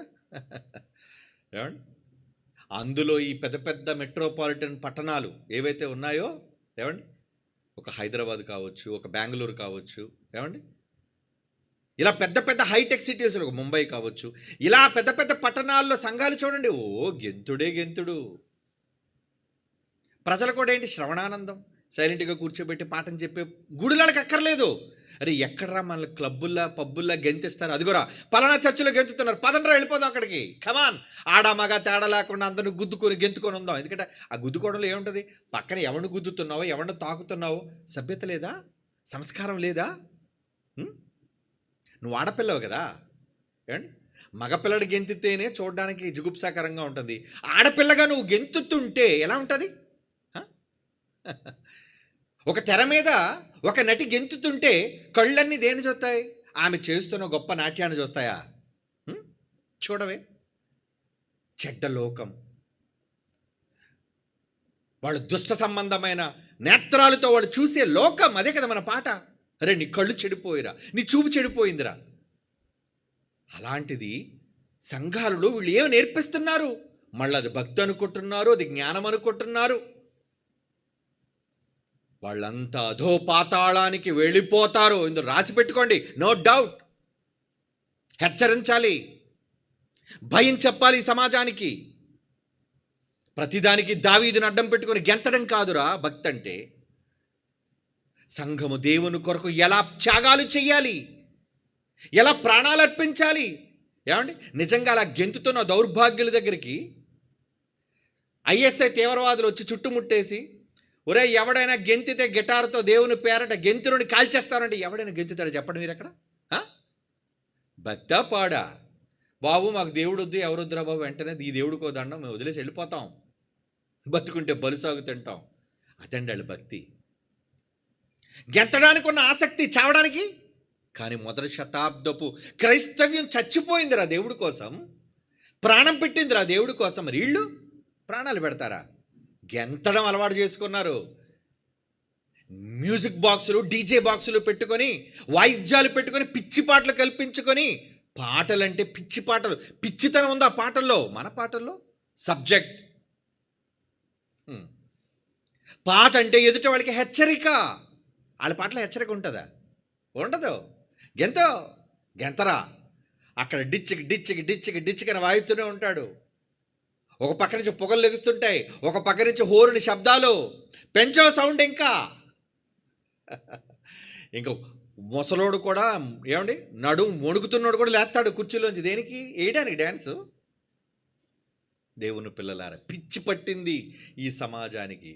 నిర్వీర్యమైపోతున్న దేవుని తరాలు బయటే కాదు, సంఘాలలో కూడా నిర్వీర్యం చేస్తున్నారు. రాబోయే తరాలకు దేవుని భక్తిని నేర్పించాల్సిన వీళ్ళు ఏమి నేర్పిస్తున్నారు?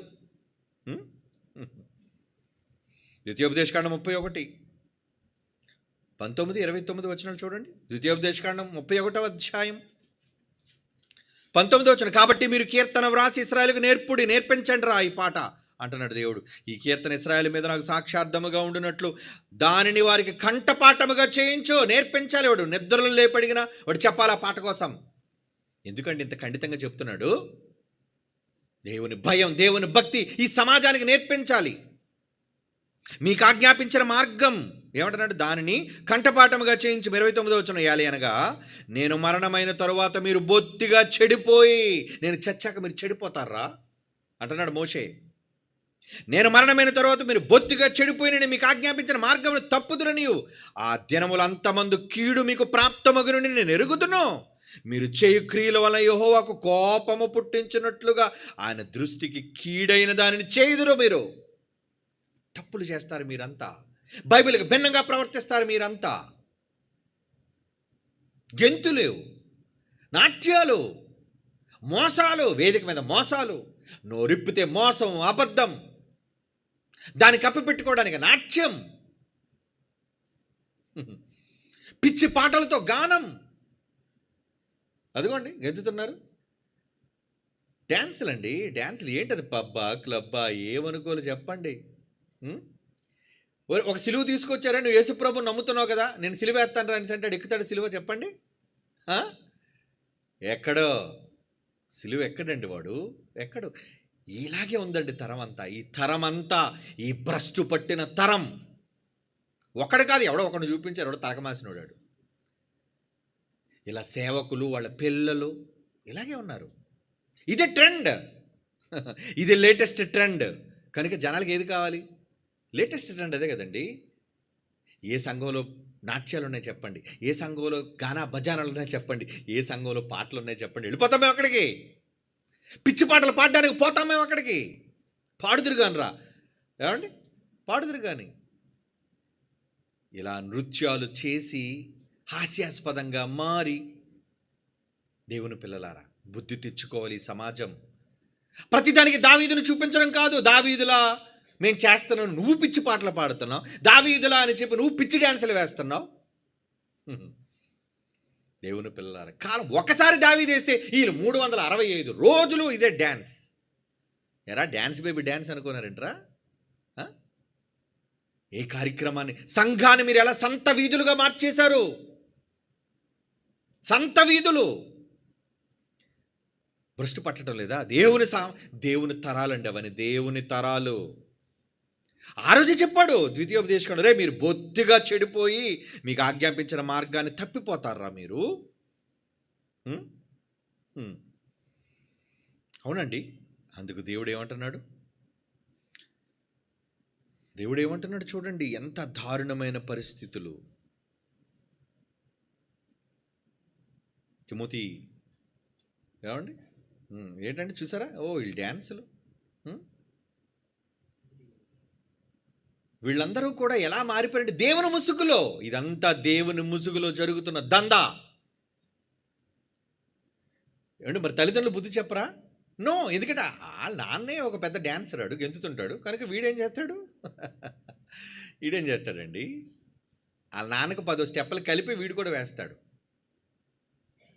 సమాజం దావీదు వలె పిచ్చి పాటలు కల్పించుకొని, దావీదు పేరు చెప్పుకొని గెంతే దుష్టతరం, భ్రష్టు పట్టిన తరం. హెచ్చరించాలి. ఎవడేటనుకుంటే మనకేంటి? ఉన్న మాటది ఉన్నది ఉన్నట్టుగా బైబిల్ నుంచి హెచ్చరిక చేయాలి. ఈ సమాజానికి చెయ్యాలి. చేయకపోతే ఎలా? లేదంటే తరాలు పాడైపోతాయి కదండి. అందుకే దేవుడు ఆజ్ఞాపించమని చెప్పాడు. ఆ రోజే ఆజ్ఞాపించమని చెప్పాడు. న్యాయాధిపతుల గ్రంథం 2వ అధ్యాయం 10వ వచనం చాలాసార్లు మనం చదువుకున్న. చివరికి రానున్న తరాలు ఎలా మారిపోయి అంటే, ఆ తరం వారందరూ తమ పెద్దల యొద్దకు చేర్చబడిరి. వారి తరువాత యెహోవా ఆయన ఇశ్రాయేలు కొరకు చేసిన కార్యములను ఎరుగని తరం, జనరేషన్. ఏమండి? జనరేషన్ ఈవిల్, ఈవిల్ జనరేషన్ అన్నారు దాన్ని. ఏమండి? దాన్ని ఏమన్నా జెన్ ఈ అనాలి వీళ్ళని. ఏమండి? జెన్ జీ అని అన్నారు వీళ్ళు. ఏమండి? జెన్ ఆల్ఫా, జెన్ బీటా, చెత్త మాటలని పెట్టారు. కానీ దేవుడు పెట్టే మాట తెలుసే, ఒరే మీరు జెన్ ఈ అంటే జనరేషన్ ఈవిల్ అని. ఎందుకంటే భ్రష్టులు రా, మీరంతా భ్రష్టులు. దెయ్యం పట్టింది మీకు, మీకు దెయ్యం ఆవహించాడు. చివరికి ఏంటండి? యెహోవానైనను ఆయన ఇశ్రాయేలు కొరకు చేసిన కార్యములనైనను ఎరుగని తరం అంటే చెప్పలేదా? వాళ్ళు చెప్పలేదా? వాళ్ళేం చెప్తారు? తల్లిదండ్రులకు భక్తి ఉంటే కదా, భయం ఉంటే కదా పిల్లలకి నేర్పించేది. ఏమండి? వాళ్ళ అమ్మా నాన్న గట్టిగా ముందు ఒక స్టెప్ వేసినప్పుడు చితకొట్టేస్తే ఎవడైనా అలాగ వేస్తాడా? డ్యాన్స్, పిచ్చి డ్యాన్స్లు వేస్తాడా? పిచ్చి పాటలు పాడతాడా దేవుని కోసం? ర్యాప్ సాంగ్లు కూడా పాడుతుండండి యోయో గళ్ళు. మరి క్రైస్తవ్యంలో యోయో పాట ఏంట్రా? ర్యాప్ సాంగ్లు ఏంట్రా మీకు? ర్యాప్ అంటే ఎదుటివాడికి అర్థం అవ్వాలా? ర్యాప్ అంటే ఎదుటివాడికి అర్థం కాకుండా కంగారుగా పాడేసే పాట ర్యాప్ సాంగ్ అండి. ఆడు ఏమంటున్నాడో పదాలు మనకు అర్థం అవ్వు. స్పీడ్గా ఎవడో వెనకాతల ఏమండి పరిగెట్టిస్తున్నాడు పాడుతాడు, అదే ర్యాప్ సాంగ్. అసలు పాట ఎందుకు పాడుతున్నావు? ఎదుటివాడికి స్పష్టంగా అందులో ఉన్న సందేశం ఏంటో అర్థం చేయడానికి పాడేది కదా పాట అంటే. హెచ్చరిక కదా పాట అంటే. మరి ఈ పాటలో ఏమీ అర్థం అవ్వట్లేదు, పిచ్చి పాట అది. మరి దాని గొప్పగా ఆదరించే ఈ దుష్ట సమాజం, ఈ మూర్ఖ సమాజం, అందులో క్రైస్తవ సమాజం సంఘాలలో కూర్చొని పిచ్చి పాటలు పాడి దావీదులా పిచ్చి గానాలు చేసే వీళ్ళు, దావీదుల్లా ఆయన పేరు చెప్పుకొని, దావీదులు అంటే అక్కడ అర్థం అది దావీదు వలే. ఏమండి? ఇలాంటి తరాలు ఉన్నప్పుడు వీళ్ళు ఏం చేయాలి చెప్పండి? ఏం చేయాలి? అందుకే దేవుడు అంటున్నాడు మత్తయి సువార్త 12:39. మత్తయి సువార్త 12:39, వ్యభిచారులైన చెడ్డ తరము వారు. ఈ తరాన్ని చూసి ఏమన్నాడు? అరే మీరంతా చెడిపోయారా, మీరంతా చెడిపోయారు, వ్యభిచారులు అంటున్నాడు. చూడండి, వ్యభిచారులైన చెడ్డ తరము వారు. సూచక్రియ కావాలరా మీకు? ఏమండి? ఇందులో అద్భుతాలు లేవండి మీ సభల్లో? మీ సభల్లో దేవుని యొక్క స్వస్థతలోనే గొప్ప గొప్ప వరాలేమి లేవండి? అడుగుతారు కదా. ఎందుకంటే వచ్చేవాళ్ళు కూడా ఏమండి ఆ బోధకుడికి స్వస్థత వరాలు లేవండి? ఉంటేనే వీళ్ళు వస్తారు. ఎందుకంటే జ్వరం పోవాలి, జబ్బు పోవాలి, క్యాన్సర్ పోవాలి, డాక్టర్ దగ్గరికి వెళ్లకుండా ఓరకనే ప్రార్థనతో రోగం పోవాలి. అది ఇటు స్వార్థం, దేవుడి మీద భక్తి కాదు. అందుకు దేవుడు ఏమంటున్నాడు? అందుచేత మనుషుని కడపటి స్థితి మొదటి స్థితి కంటే చెడ్డ దగ్గర 45వ వచనం అన్నాడు చివరి మాటలో, ఈ దుష్టతరము వారికి సంభవించును. దుష్టతరం, ఈవిల్ ఈవిల్ జనరేషన్ రా మీరంతా కూడా. భ్రష్టు పట్టింది మీ అందరికీ అంటున్నాడు దేవుడు. నిర్వీర్యం అయిపోయింది. నేను ఎన్ని కలలు కని తరాలను కన్నానో ఆ తరాలన్నిటికీ భ్రష్టు పట్టించారా మీరు. బాధపడుతున్నాడు దేవుడు. అందుకే ఇర్మియా గ్రంథం 7:29, తనకు కోపము తెప్పించు తరము వారిని. ఇర్మియా గ్రంథం 7:29 అండి. ఏమంటున్నాడు చూడండి. ఇర్మియా గ్రంథం 7:29, తనకు కోపము తెప్పించు తరము వారిని యెహోవా విసర్జించి వెళ్ళగొట్టుచున్నాడు. ఏ తరం మీద అయితే కోపం పెట్టుకున్నాడో విడిచిపెట్టడో. గెంతుతున్నారు వీళ్ళని వదిలేస్తాడు అనుకున్నారా? ఏ తరంలో ఎవడు తప్పుడు మార్గాన్ని నడిపించినా ఆ తరము వారిని యెహోవా వదిలేశాడట. పొండరా నాశనానికి మీరంతా, వెళ్ళగొట్టుచున్నాడు. మీరందరూ కూడా వెళ్ళిపోండి. మీరు మీ బ్రతుకులు శూన్యం కాబోతున్నాయి, మీ బ్రతుకులు నాశనం కాబోతున్నాయి. దేవుడు చెప్పేశాడు ఆ రోజే, మిమ్మల్ని వదిలేశాను రా, ఇంకా వదిలేశాను, మీరు బాగుపడరు. భ్రష్టత్వానికి అప్పగించేశాను మిమ్మల్ని, భ్రష్ట మనస్సుకు అప్పగించేశాను మిమ్మల్ని అంటున్నాడు దేవుడు. ఎందుకు? మారరు కదా వాళ్ళు, మారరు. ఈరోజు సమాజంలో మంచి చెబితే వినే రకాలుగా లేరండి, వినరు. ఏమనంటే ఉడుకు రక్తం కదండి. ఉడుకు రక్తమా? అండ్ ఉడుకు రక్తం ఏంటి? చిన్నప్పటి నుంచి 4 గట్టిగా చిత్తకు కొడితే ఏమండి ఉడుక పాడా, నోరు మూసుకొని ఉంటాడంతే. ఇప్పుడు చూడండి వాడు 10వ క్లాస్ దాటితే చాలండి, అమ్మా నాన్నల మీద తిరుగుబాటే. నాన్నేం చెప్పాడు అనుకో, చేస్తానులే, వస్తానులే, వెళ్తానులే. తల్లిదండ్రులకు ఎదురు చెప్పేవాళ్ళు లేరా? ఏమండి? తల్లిదండ్రులకు ఎదురు తిరిగేవాళ్ళు లేరా? సామెతల గ్రంథం 30వ అధ్యాయం 11వ వచనం చూడండి. ఎలాంటి సమాజం అండి! ఆ రోజు నుంచి ఈ రోజు వరకు దుష్ట సమాజం, దుష్ట తరం.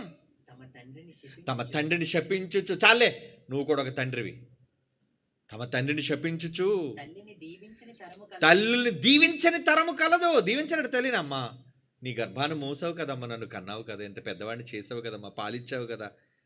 తండ్రిని శపించుచు, తల్లిని దీవించని తరము కలదు. తమ దృష్టికి తాము శుద్ధులై తమ మాలిన్యం నుండి కడగబడని వారి తరము కలదు. కన్నులు నెత్తికి వచ్చిన వారి తరము కలదు. కళ్ళు ఎక్కడికి వచ్చాడికి? ఏమండి, 4 గోడల మధ్య జరగవలసిన ఏమండి ఒక క్రియను సభ్య సమాజంలో రీల్స్ పేరట బహిరంగంగా వచ్చి, నేను బయట ముద్దు పెట్టుకుంటాను నా ప్రియుడిని అంటే నేనేమనాలి? నేను బయట తాళి కట్టించుకుంటాను, నేను బయట సంసారం చేస్తాను. ఉన్నారండి అలాంటి నిబ్బా నిబ్బిగళ్ళు చాలామంది ఉన్నారు. అలా దారుణంగా తయారైపోయిన ఈ భ్రష్టు పట్టిన సమాజంలో చాలామంది ఉన్నారు. ఒక్కసారి సోషల్ మీడియాలోకి వెళ్ళి ఉంటాయి కదండి, ఆ ఇన్స్టాగ్రామ్లో, ఆ ఫేస్బుక్లో, ఏవో అంటే ఈ మధ్యన యూట్యూబ్లో కూడా వస్తున్నాయి కాబట్టి తెలుసుకోగలుగుతున్నాం అండి. ఎందుకంటే యూట్యూబ్ ఉంటుంది కదండి. మనకి ఇన్స్టా అకౌంట్ లేకపోయినా, ఫేస్బుక్ అకౌంట్ లేకపోయినా, ఇలాంటి వాళ్ళపైన జరిగిన ట్రోల్స్ కానీ, జరిగిన పెద్దలు చెప్పిన హెచ్చరికలు కానీ యూట్యూబ్ల పేరట వస్తుంటే, ఇలాంటి దారుణంగా ఉంది సమాజం. వినరు. ఒకడు బూతులు పాడేవాడు, ఒకడు బూతులు మాట్లాడేవాడు, సభ్యత సంస్కారం మరిచి ప్రవర్తించేది ఒకతే. ఇలా నిర్వీర్యమైపోయి భ్రష్టు పట్టేసిన సమాజంలో వీళ్ళందరికీ ఎక్కడొచ్చే? నెత్తికొచ్చాడు కళ్ళు. దేవుడు అంటున్నాడు, ఏమంటున్నాడండి? వాళ్ళ కళ్ళు ఎక్కడికి వచ్చేటండి? కన్నులు నెత్తికి వచ్చిన వారి తరము కలదు. కళ్ళు ఎక్కాయి, పొగరెక్కాయి. నీ కళ్ళు పొగరెక్కాయి. దించుతాడు. ఎలా దించుతాడంటారా? ప్రసంగి గ్రంథం 11వ అధ్యాయం 9వ వచనం. ప్రసంగి గ్రంథం 11వ అధ్యాయం 9వ వచనం. యవ్వనుడా, నీ యవ్వన కాలమందు సంతోషపడము, యవ్వన కాలమందు నీ హృదయం సంతుష్టిగా ఉండనేమో, నీ కోరిక చొప్పున, నీ దృష్టికి ఇష్టము చొప్పున ప్రవర్తించము. అబ్బా, దేవుడు భలే ఫ్రీడమ్ ఇచ్చేసాడు అనుకుంటున్నావా? కిందన అంటున్నాడు చూడు, అయితే వీటన్నిటిని బట్టి దేవుడు నిన్ను తీర్పులోనికి తెచ్చునని జ్ఞాపకం ఉంచుకో. దేవుడు నిన్ను అడుగుతాడు లెక్క. ఎన్ని రీల్స్ చేశావు నువ్వు? ఎన్ని షార్ట్లు చేశావు నువ్వు? ఏమి షేర్లు చేశావు? ఏమండి, వీళ్ళు పెట్టేదానికి ఒక పనికి మళ్ళీ సినిమా పాట వెనక ఏంటి, అందులో క్రైస్తవులు కూడా ఉన్నారండి. వీళ్ళు చేసే దౌర్భాగ్యమైన ఏమండి వీళ్ళ పోస్టులకి వెనకాతల సినిమా పాట, ప్రేమ పాటలో, లేదంటే సమాజంలో ఉన్న ట్రెండింగ్ పిచ్చి పాటలో. మీకు తెలియదులేండి, మీ పిల్లలే చేస్తున్నారు చాలామంది అలా. ఎందుకంటే మీరు గమనించరు ఎప్పుడు, ఎందుకంటే మీకు అంత జ్ఞానం లేదు, మీకు అందులో అకౌంట్లు లేవు. గమనించండి, మితిమీరిపోతున్నారు. చెమడాలు ఒలిచేయండి వాళ్ళకి అంటున్నాడు దేవుడు. ఏమని? వీటన్నిటిని బట్టి నిన్ను తీర్పులోనికి తెచ్చునని జ్ఞాపకం ఉంచుకో. ఏం ట్రెండింగ్ కావాలి నీకు కూడా? మరి మా స్కూల్లో ఫ్రెండ్స్ అందరూ అలా ఉన్నారు కదా, నేను లేకపోతే ఎలా? నువ్వెందుకు అలా ఉండాలి? వాళ్ళకి భిన్నంగా కనబడాలి నువ్వు. అరే ఏంట్రా వీడు ఎలా ఉన్నాడు, వీడు దేవుని యందు భయభక్తులు మనలా లేడేంట్రా, వీడు మనతో కలవడా? ఎస్, నేను మీలాంటి వాడిని కాను, మీలా ఉండేవాడిని దానిని కాను నేను అని నువ్వు చెప్పాలి. నువ్వే వాళ్ళలా పోస్టులు పెట్టుకుని, నువ్వే వాళ్ళలాగా పనికిరాని సినిమా పాటలన్నీ పెట్టుకుంటే నిన్నేమనాలి? తీర్పులోనికి తెస్తాడు దేవుడు నిన్ను కన్నందుకు నీ తల్లిదండ్రుల్ని అందరినీ తెస్తాడు తీర్పులోనికి. అయితే వీటన్నిటిని బట్టి దేవుడు నిన్ను తీర్పులోనికి తెచ్చిన జ్ఞాపకం ఉంచుకొనుము. దేవుడు విడిచిపెట్టాడండి, ఎవరిని విడిచిపెట్టాడో. ఇప్పుడు సాగిపోతుంది కదా, మమ్మల్ని ఆపేవాడు లేడని లోకం అనుకుంటుంది. అక్రమం విస్తరిస్తుంది నాన్న, విస్తరించని. కానీ ప్రతి వాణ్ణి పిలక పట్టుకునే రోజు ఒకటి ఉంది. ఇక్కడ నేను శిక్షిస్తాను వాళ్ళని, చచ్చాక అక్కడ కూడా శిక్షిస్తాను నేను. ఎవరి మీద ఆయన కోపం రగిలి ఏం శిక్ష విధిస్తాడో మనకు తెలియదు, అది వారి మీద అమలు జరిగినప్పుడు తెలుస్తుంది. అరే వీళ్ళకి ఎందుకు ఇంత దౌర్భాగ్యమైన స్థితి, వీళ్ళకి ఈ దీనస్థితి వీళ్ళకి కలిగిందంటే దేవుని ఉగ్రత రగిలిపోయిందనమాట ఈ కుటుంబం మీదకి. అందుకే వచ్చేసింది దేవుని కోపం, శాపం తెలుస్తుంది. కనుక మీరేం చేయాలి? దేవుని యందు భయభక్తులు కలిగి దేవుని కొరకు పుట్టిన తరం అయితే, దేవుని కొరకు చెప్పాల్సిన తరం అయితే చివరగా మీ మాట చదవాలి. ఏంటో తెలుసా? విలాపవాక్యములు 3వ అధ్యాయం 26వ వచనం. విలాపవాక్యములు 3వ అధ్యాయం 27. యవ్వన కాలమున కాడి మోయట నరునికి మేలు, నువ్వు నీ యవ్వనత్వంలోనికి ప్రవేశించింది దేనికో తెలుసా? నువ్వు పురుషుడైనా స్త్రీ అయినా యవ్వన బలం నీకు ఎందుకుందో తెలుసా? యెహోవా కాడి మోయుట. తండ్రి కాడి మోయాలి నీ భుజం మీద. మరి ఎవరి కాడి మోస్తున్నావు? స్నేహితులు కాళ్ళు మోసేవాళ్ళు ఉంటారండి చాలామంది. ఫ్రెండ్స్ కాడి ఏంటంటే ఫ్రెండ్స్ కోసం త్యాగాలు, ఫ్రెండ్స్ కోసం మోసాలు, ఫ్రెండ్స్ కోసం ఏదైనా చేయడానికి రెడీ. లేరనుకున్నారా? ముదిరిపోయిందండి సమాజం. స్నేహితుల కోసం ఎంత దిగజారే పరిస్థితి అయినా చేయడానికి. నీకెందుకు, ఏం పర్లేదు, నేనున్నాను కదా, పద, నేనున్నాను కదా. ఏం అభయం, అభయహస్తం. విడిచిపెట్టాడు ఎవరిని దేవుడు. నిజానికి నువ్వు మోయవలసింది నీ స్నేహితుల్లో ఎవరినో కాదు. ఎవరిని అన్నాడు? యవ్వన కాలమున కాడి మోయుట నరునికి మేలు. ఎవరి కాడి? అతని మీద దానిని మోపినవాడు యెహోవాయే. నా కాడి పెట్టాను, యేసు అన్నాడు, నా కాడి మోయండి. మీరు ఒకవేళ నోరిప్పితే నా మాట రావాలి, మీరు ప్రకటిస్తే నా పాట రావాలి, నన్ను గురించి మీరు చెప్పాలి. నువ్వు వాక్యం చెప్పినా పర్లేదు, క్లాస్ రూమ్లో చెప్పినా పర్వాలేదు, ఏమంటే సోషల్ మీడియాలో చెప్పినా పర్వాలేదు, బయట రోడ్డు మీద చెప్పినా పర్వాలేదు, ఎక్కడ నీ నోరు తెరిచినా నీ నోరు నన్ను గురించి మాట్లాడదై ఉండాలి అని దేవుడు ఈ తరాన్ని బాగు చేయడానికి నీకు నేర్పించమన్నాడు. నీ గర్భాన పుట్టిన తరాలకు నేర్పించమన్నాడు. అది ముందు మనం చదువుకున్న మాట. నీ పిల్లలకు, నీ తరంకి, వాళ్ళ పుట్టబో తరానికి నువ్వు నేర్పించు. అందుకే కదండి కష్టపడి నేర్పిస్తున్నావు. ఈరోజు మన ఈ విశ్వవిద్యాలయం ద్వారా ఈ చదువును ఎందుకు నేర్పిస్తున్నావో తెలుసా? ఈ విద్య మీరు నేర్చుకుంటే కనీసం మీ తర్వాత వాళ్ళకైనా, మీ చుట్టూ ఉన్న వాళ్ళనైనా మంచిని నేర్పిస్తారు. మంచి తరాన్ని, దేవుని కొరకు బ్రతికే మంచి తరంగా మీరు ఉంటారని. ఏమంటే ఇంకా రానున్న 50-100 సంవత్సరాలు ఈ తరాలను అస్సలు చూడలేమండి. ఎందుకంటే చాలా దారుణాతి దారుణంగా ప్రపంచం మారిపోబోతుంది టోటల్గా. ఇప్పుడే ఈ చూసి విషయాలను తట్టుకోలేకపోతున్నాం. ఇప్పుడే అసభ్యతను చూసి మనం భరించలేకపోతున్నాం. వీళ్ళు వేషాలు చూచి సహించలేకపోతున్నాం ఇప్పుడే. అలాంటిది ఇంకొక 10, 20, 50 సంవత్సరాలలో అండి ఉండలేం, భరించలేం. లోకం అంతా దారుణంగా, ఎందుకంటే అక్రమం చెప్పేశాడు భవిష్యత్తు. అక్రమం విస్తరిస్తుంది అన్న, మొత్తం అంతా అక్రమమే. సంఘాలలో అక్రమం, సమాజంలో అక్రమం, ఇక ప్రేమ లేదు, భక్తి లేదు, చల్లారిపోద్దంతా. కడవరి దినాలలో దేవుడు పరిస్థితిని చెప్పాడు. అందుకే మీరు మీ కుటుంబాలను కాపాడుకోండి. యవనులారా మీ బ్రతుకులను కాపాడుకోండి. మీ చుట్టూ ఉన్న యువతరాన్ని, మీ మాట వినే యువకులను, ఏమండి యవనస్తులను కాపాడుకోండి. ఎందుకంటే వాళ్లే కదా భావితరాలు, వాళ్లే. ఇప్పుడు మనం ఆలోచించవలసింది, మేము కాన్సన్ట్రేట్ చేసింది ఏంటి తెలుసా అండి? భవిష్యత్తులో దేవుని కాడి మోసేవాళ్ళు కావాలి. లోకమంతా మనం మార్చలేం, కానీ ఈ బోధను మన తర్వాత తదనంతరం నిలబెట్టే వారసులను మనం బ్రతుకున్నప్పుడు తయారు చేసేసుకుంటున్నాం. అదే నిజంగా ఆశీర్వదింపబడిన తరం. అదే నరుడు కాడి మోయవలసిన తరం. ఈరోజు ఈ కాడిని మోస్తూ, ఈ సువార్త భారాన్ని మోస్తూ మన పిల్లలకు చెప్తున్నా, నాయన నా తదనంతరం నువ్వు దీనిని మొయ్యాలి, ఈ పనిపై బాధ్యత కలిగి నువ్వు నడవాలి అని చెప్తున్నారు. మీ పిల్లలకి చెప్పండారా. మీరు చెబితే దేవుని యందు జీవం కలిగిన తరం, లేదా నిర్వీర్యం అయిపోయే తరం. మీరు కళ్ళు మూసుకొని ప్రార్థన చేసుకుందాం. పరిశుద్ధుడైన తండ్రి దేవా, భ్రష్టుపడుతున్న ఈ సమాజంలో బ్రతుకుతున్న మేము, ఈ సమాజంలో ఈ కుటుంబాలను ఎలా కాపాడుకోవాలా అని భయపడుతున్నాం తండ్రి. మీ వాక్యాన్ని కాపుదలగా ఉంచి భ్రష్టు పట్టిన ఈ దుష్ట సమాజం నుంచి మమ్మల్ని, మా కుటుంబీకులను కాపాడండి తండ్రి. లోకమంతా ఎక్కడ చూచినా చెడు చెడు చెడు. ఆ చెడు నుంచి, నరకాగ్ని జ్వాలల నుంచి మేము తప్పించబడలాగున మా సంఘాలను, మా కుటుంబాలను కాపాడుకొనగలిగే జ్ఞానాన్ని మాకు నేర్పించండి. మా కుటుంబాలకు మీ సంరక్షణను అనుగ్రహించండి. క్రీస్తు యేసు వారి పరిశుద్ధమైన నామములో ఈ ప్రార్థన వేడుకొనుచున్నాము తండ్రి. ఆమేన్.